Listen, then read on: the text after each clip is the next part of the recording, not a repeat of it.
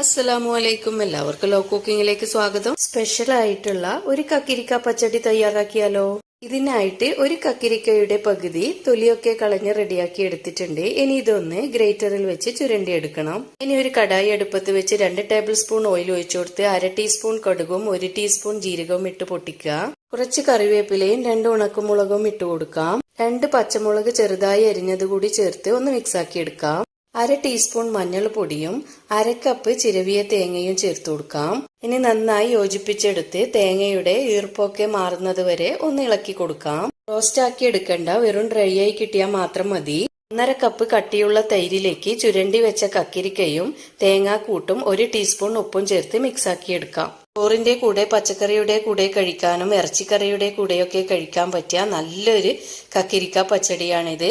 എല്ലാവരും ഉണ്ടാക്കി നോക്കി ഫീഡ്ബാക്ക് അറിയിക്കാം ഇൻഷാ അല്ലാഹ്.